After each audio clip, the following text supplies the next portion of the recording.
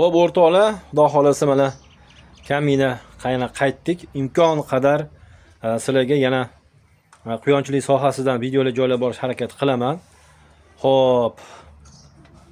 Hozir bitta video joyladimda, profilimga o'tib ko'rsanglar bo'ladi.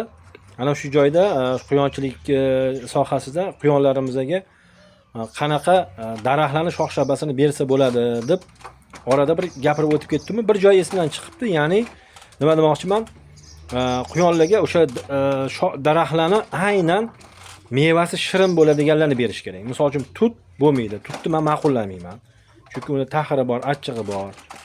Keyin shunga o'xshash taxir, achchiq mazasi borlarini bermaganinglar ma'qul. Misol uchun uzum deylik, tol, terak, mana olchalar, olma, behi, misol uchun shu gilos, mana shunaqa mevasi shirin, mazali bo'ladigan. Yani tutdiki ham shirin mazali, lekin uni ana suti bor-da.